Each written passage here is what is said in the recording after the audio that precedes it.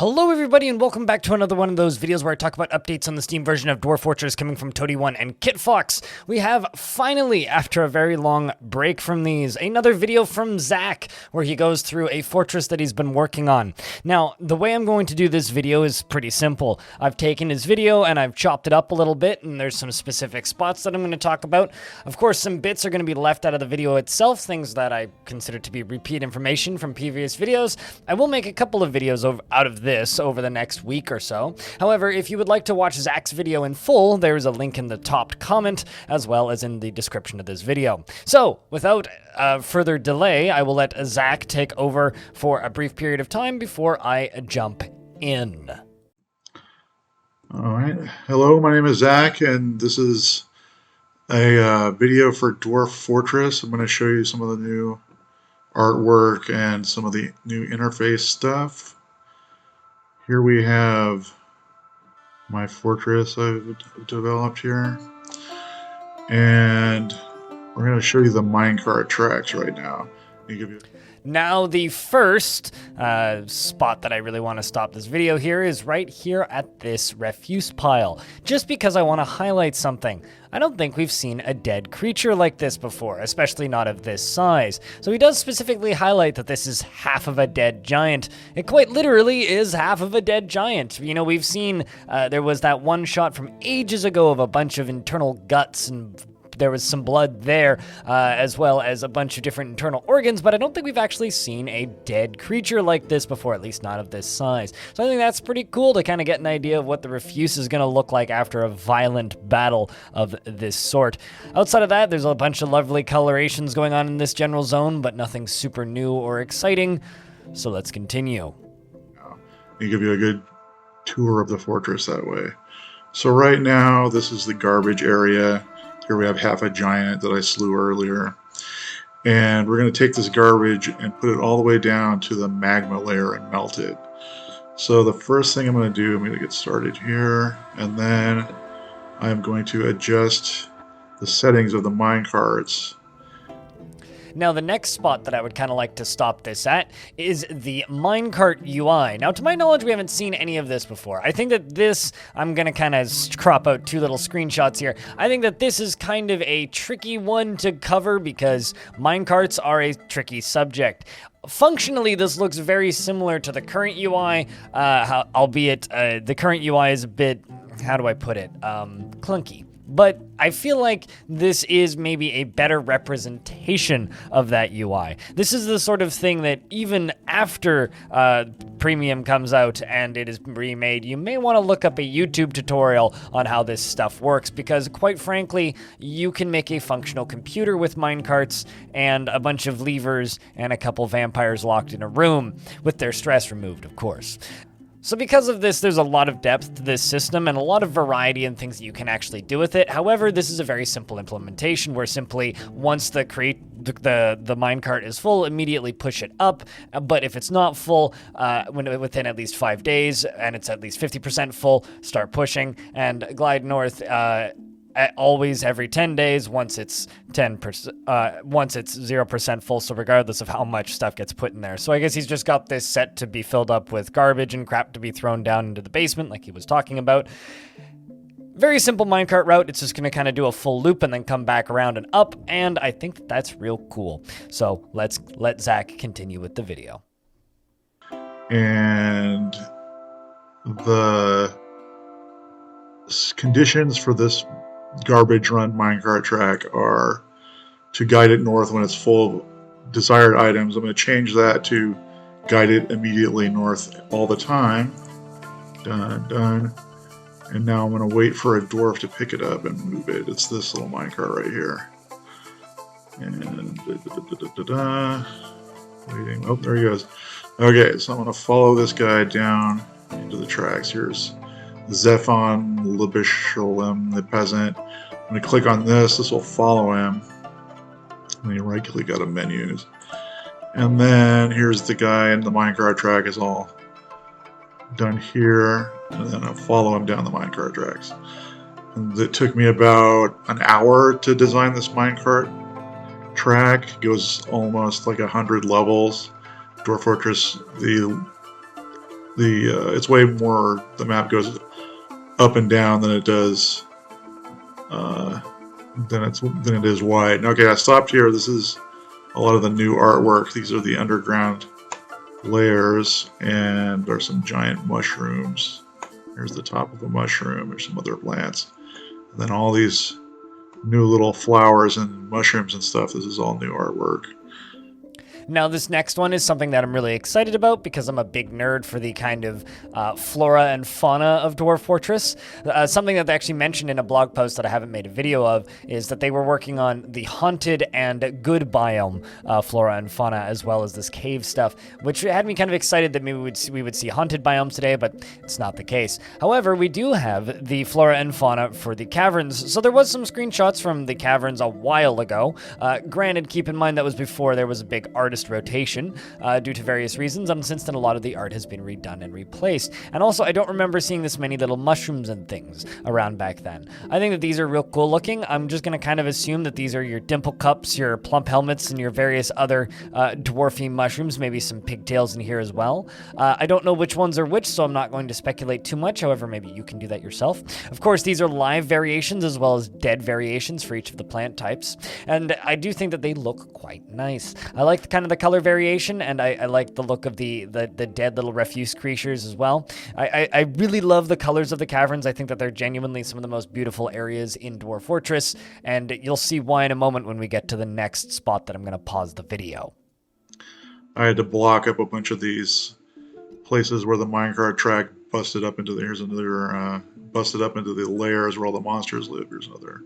Now that we've made it to the next spot, this is the deeper caverns. So these ones are very glowy, brightly colored, multicolored, and they have this gorgeous look at the top. I think these are absolutely beautiful. But again, same as the previous one, it's just a lot of flora and fauna.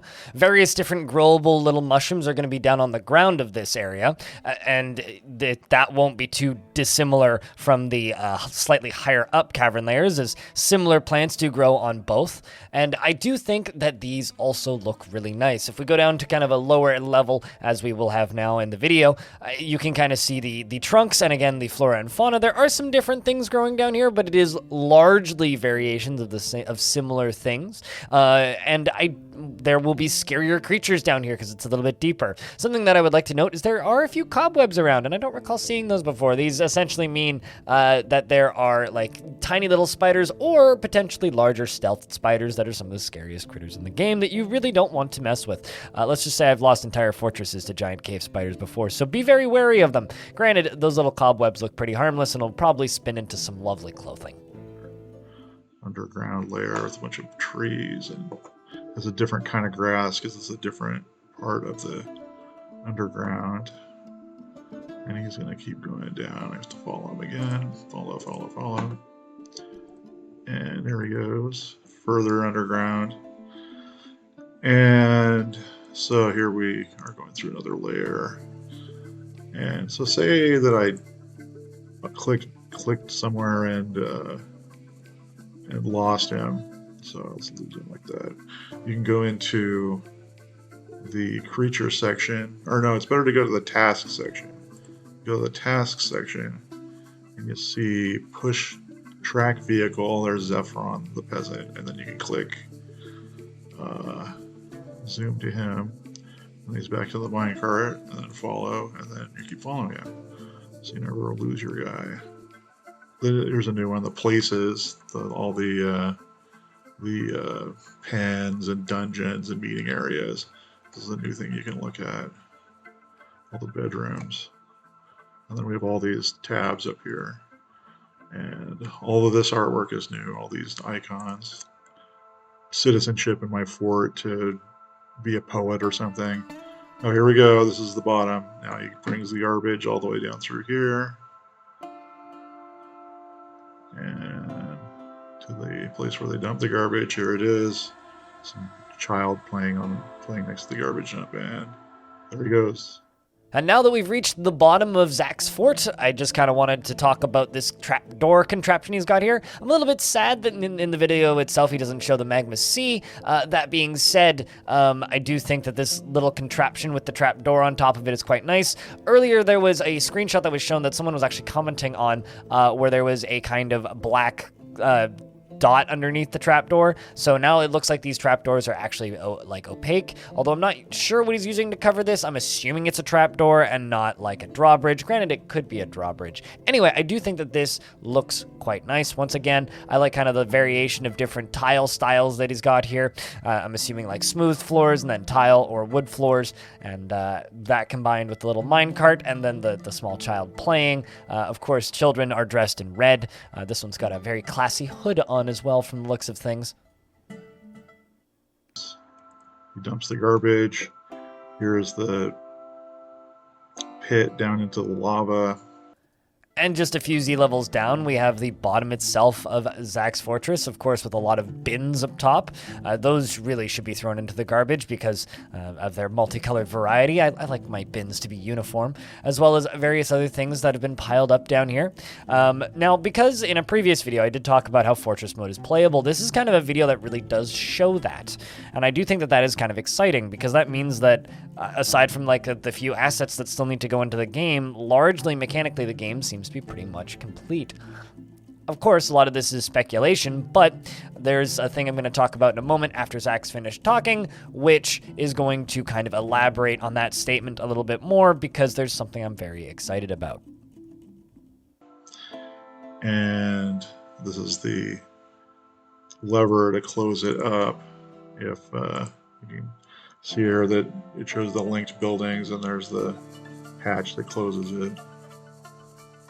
And you can close your lava tube closed so that the various magma creatures don't come up and destroy your fortress.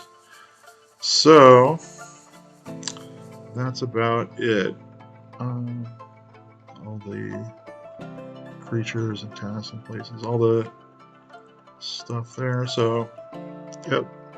Here's a zoom to area. I'll zoom back up to the fortress, and there's the guys going about their dump. Eventually I'll dump this half a giant body. Alright, thank you. Wish list the game on Steam.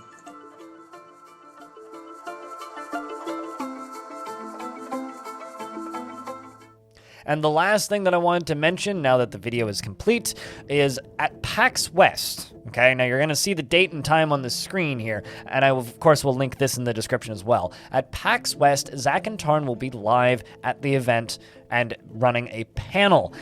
At this panel, there will be a live demonstration of the premium version of Dwarf Fortress. So PAX panels are generally streamed, so if you can't make it to the event, and, you know, frankly, I don't know if you should go to the event in the current climate of the world, but if you can't make it to the event, this panel will be live streamed hopefully on one of the 3 PAX channels, either twitch.tv/PAX, PAX2, or PAX3.